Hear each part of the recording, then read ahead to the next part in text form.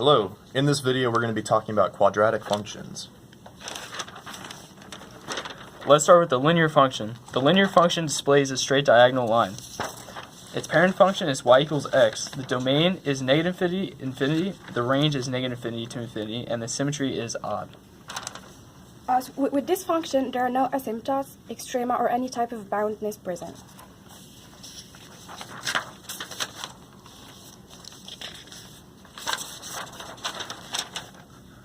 Our next function is the quadratic function.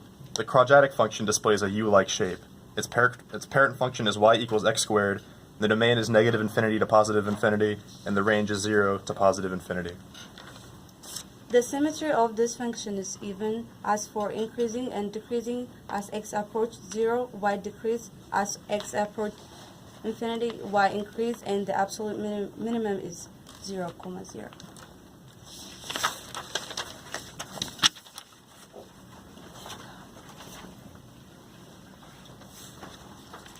In this equation, we have y equals x cubed.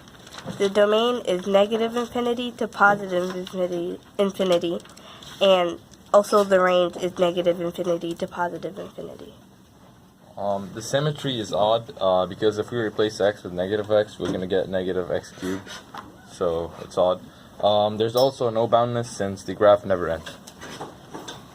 There are no asymptotes because the graph is continuous. This means there are also no discontinuities. The graph increases for the whole domain. There is also no extrema at all since there is no max or minimums. For the end behavior, as the function increases to infinity, the y values also increase to infinity. As the x values decrease to negative infinity, the y values also decrease. In this equation is y equals 1 over x. The domain is negative infinity to 0 and 0 to positive infinity.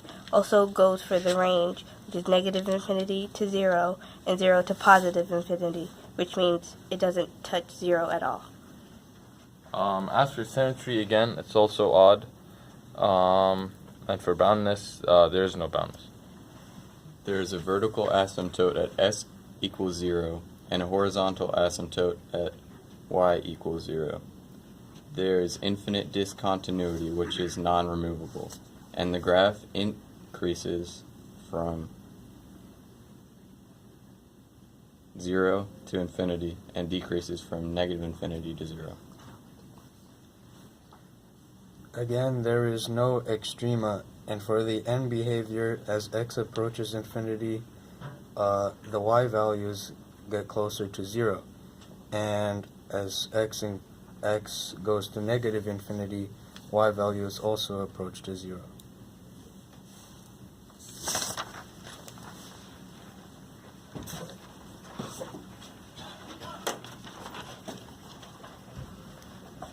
Our next topic is square root functions. The parent function is y equals square root of x, or y equals x raised to the half power. The domain of a square root function is all real positive numbers because you cannot take the square root of a negative. The range is also all real positive numbers. There is no symmetry and the function is bounded below. The function increases from 0 to positive infinity. There is an absolute minimum of 0 at 0. The end behavior is the limit of fx as x approaches positive infinity. X does not approach negative infinity.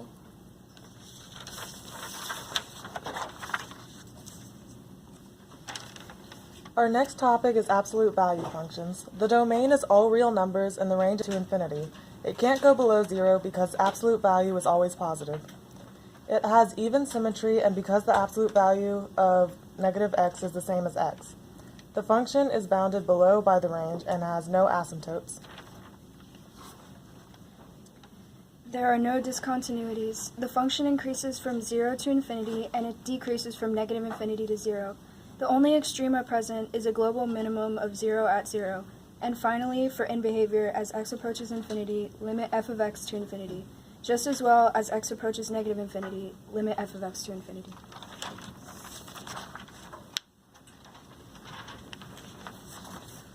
We will be talking about logarithmic and exponential functions. Our parent function is f of x equals b to the power of x, where b must be greater than 1 and 0 less than b and b less than 1. The domain of b greater than 1 is all real numbers.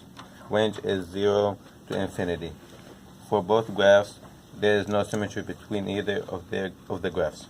Both graphs are bounded below. There is a horizontal asymptote at 0 equal 1. There are no discontinuities. The line p of x is constantly increasing from negative infinity to infinity. The line f of x is constantly decreasing negative infinity to infinity. There were no extremas in this function in either function. The end behavior of p of x is 0 as x goes to negative infinity, and as x goes to infinity, p of x equals infinity.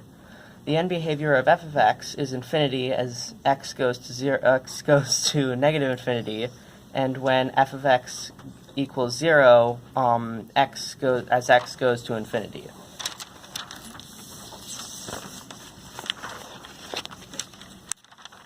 For the logarithmic function, our function was f of x is log of x. The domain of the function is 0 to infinity, and the range is negative infinity to infinity.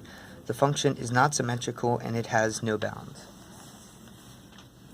The function has an asymptote at x equals 0. It has no discontinuities. It is increasing from 0 to infinity. It has no extremas. And when x is going to negative infinity, function f of x is going to negative infinity. And when x is going to positive infinity, it's going to positive infinity.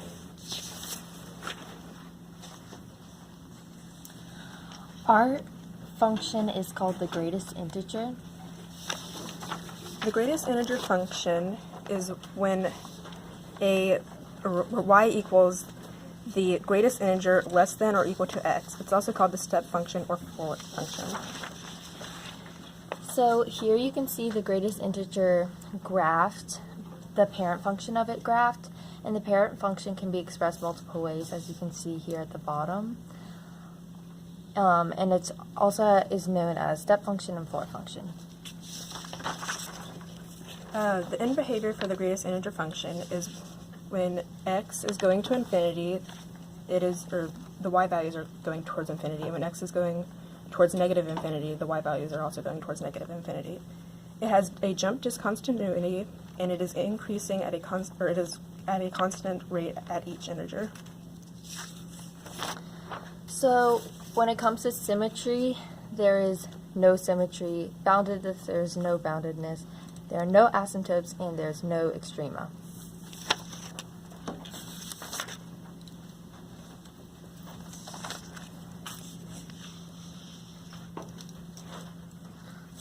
The logistic function, the formula for the logistic parent function is 1 over 1 plus e to the negative x power.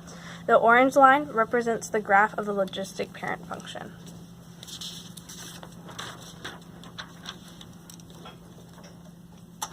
The domain for our graph is negative infinity to infinity because it has no discontinuity, and the range is 0, 1 because the horizontal asymptotes prevent the function from reaching the y values 0 and 1. To find the symmetry, use the function f of negative x, and when we do this, the negative and the negative x cancel out, so it's not symmetric. For the boundedness, you can look at the graph and you can tell that the function is bounded above and below, so the function is bounded. And for the asymptotes, you can also tell by looking at the graph that the asymptotes are at y equals 1 and y equals 0.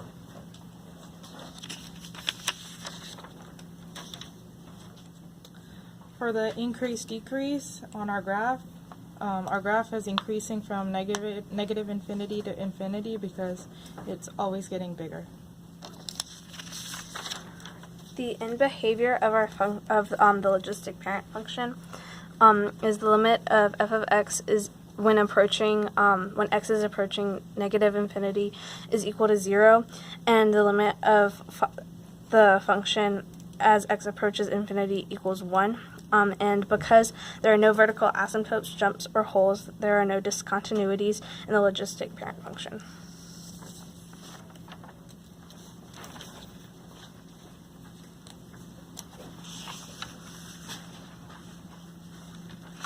So next we have the sine and cosine functions.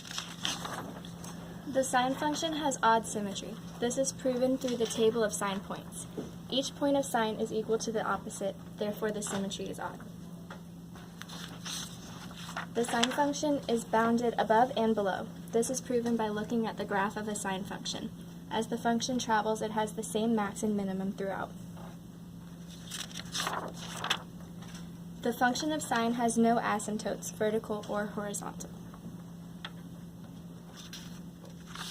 The sine function has no discontinuities, removable or non-removable. The domain of the sine function is all. Wait.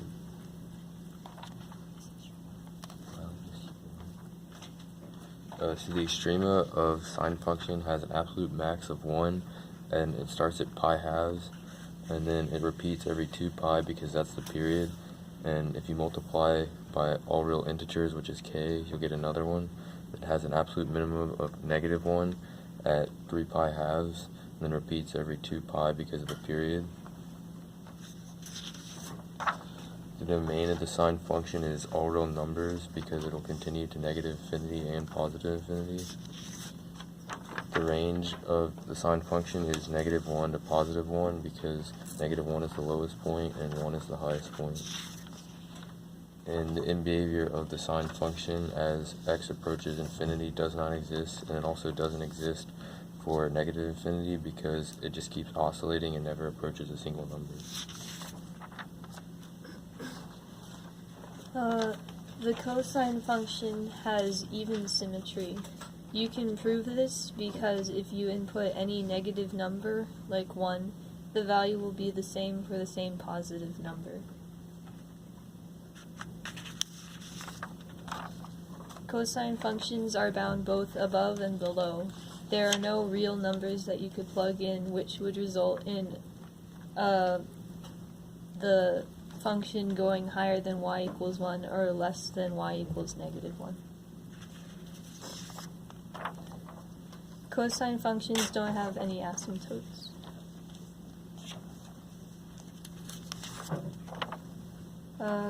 Cosine functions don't have any discontinuities because there are no real values that you can plug into the function which will yield an undefined result.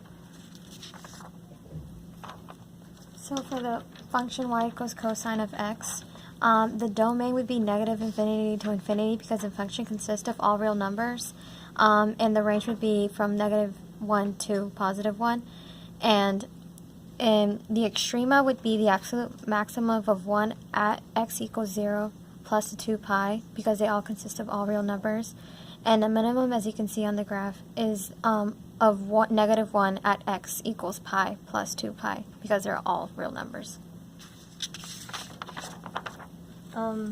The cosine function's increasing-decreasing property is unique because there's no value the function is going off to.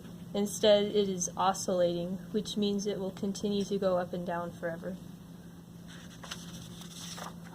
As well as for the sine function, it is increasing and decreasing constantly, so for this, it is determined to be also oscillating.